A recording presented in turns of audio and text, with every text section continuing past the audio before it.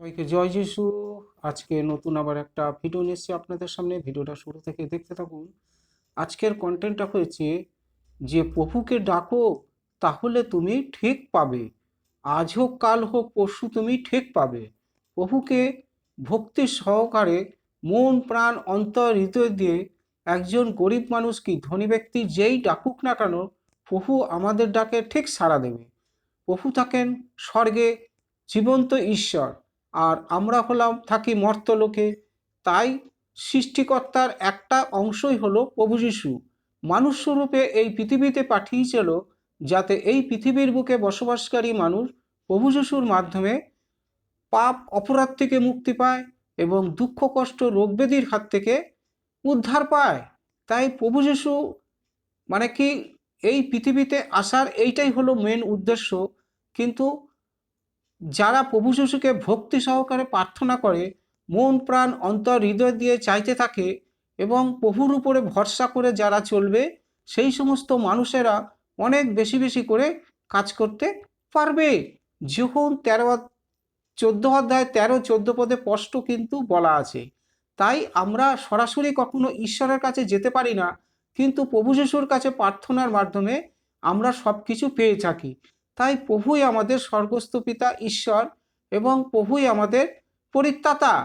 তাই বলছে যাহারা ঈশ্বরকে জানে না, যারা আমাদের প্রভু যিশুর সুসমাচারের আজ্ঞাবহ হয় না, প্রভুর যারা সুসমাচার যারা শোনে না, তাহাদিগকে যিশু সমুচিত দণ্ড দেবেন, তাদেরকে উচিত শিক্ষা দেবেন। তাহারা প্রভুর মুখ হইতে ও তাহার শক্তির প্রতাপ হইতে অনন্তকাল স্থায়ী বিনাশরূপ দ্বন্দ্বভোগ করিবে। যে সমস্ত মানুষরা প্রভুর বিরুদ্ধে কথাবার্তা বলে, কটূক্তি টিটকারি বিদ্রুপ সহকারে কথাবার্তা বলে, প্রভুর বাক্য বচন সুসমাচারের মাধ্যমে কেউ বললে পরে তারা শুনতে চায় না, নানা রকম সন্দেহজনক কথাবার্তা বলে, তাদের উদ্দেশ্যে বলেছে যে শক্তির প্রতাপ হইতে অনন্তকাল স্থায়ী বিনাশরূপ দ্বন্দ্ব ভোগ করিবে। সেই সমস্ত মানুষরা ভোগ করিবে। ইহার সেই দিন ঘটিবে যেদিন তিনি আপন পবিত্রগণে গৌরবমান্বিত হইবার এবং যাহারা বিশ্বাস করিয়াছে তাহাদের সকলেতে চমৎকার প্রাপ্ত হইবার জন্য আগমন করিবে। প্রভুকে যারা বিশ্বাস করে, ভক্তি সহকারে প্রার্থনা করে, প্রভুকে যারা গ্রহণ করেছে, বত্তিস্মা নিচে, তাদের উদ্দেশ্যে বলছে যে চমৎকার প্রাপ্ত হইবার জন্য আগমন করবেন।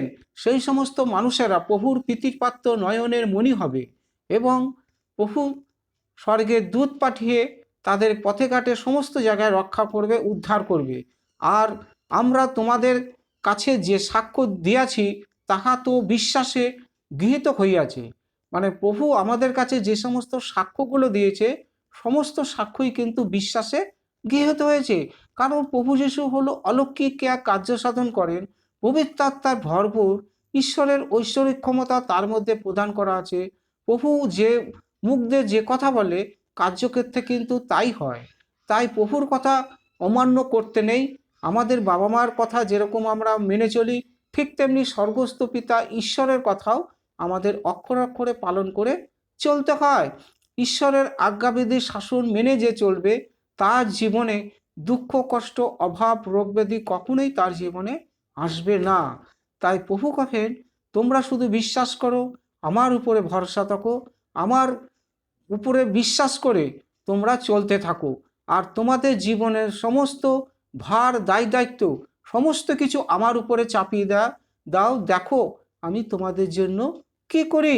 কেউ যদি চাকরি বাকরি ব্যবসা বাণিজ্য বা কোনো কিছু চাওয়া পাওয়া থাকে, তা প্রভুর কাছে বিশ্বাস করে যদি প্রার্থনা করে, প্রভু ঠিক আমাদের অভিষ্ট লক্ষ্যে পৌঁছাতে সাহায্য করবে। আজ হোক কাল হোক প্রভু ঠিক দেবেই দেবে। এই জন্যই তো প্রভু পৃথিবীর বুকে এসেছিল, মানুষকে সাহায্যের হাত বাড়িয়ে দিতে, সাহায্য করতে, পরিত্রাণ করতে, সমস্ত দুঃখ কষ্ট রোগ ব্যাধি অভাব অনটনের হাত থেকে আমাদেরকে নিস্তার করতে। তাই যে প্রভু সেই ঈশ্বর। তাই প্রভু কহেন, আমি মুখ দিয়ে যে কথা বলি কার্যক্ষেত্রে তাই করি। হালেলুয়া। তার আজকের কন্টেন্টটা এই যে তোমরা প্রভুকে ডাকো, একদিন তুমি ঠিক পাবে। তো আজকের কন্টেন্টটা এই পর্যন্ত। সবাইকে জয় যিশু। ভিডিওটা যদি একটু ভালো লেগে থাকে একটা সাবস্ক্রাইব দেবেন, কারণ এর থেকে ভালো ভালো ভিডিও কিন্তু সবার আগে আপনাদের কাছে পৌঁছাবে। আর প্রভুর কাছে মিনতি প্রার্থনা, আপনারা সদা সর্বদা ভালো থাকুন, সুস্থ থাকুন। আপনাদের সংসারে যদি রোগ ব্যাধি, দুঃখ কষ্ট, অভাব বা কোনো পাপ থাকে, প্রভু যেন আপনাদেরকে সমস্ত পাপ অপরাধ থেকে মুক্তি করে রোগ ব্যাধির হাত থেকে সুস্থতা করে দেয়। আমি নাসরতে প্রভু যিশুর নামে প্রার্থনা করি। ধন্যবাদ প্রভু, ধন্যবাদ। আমেন।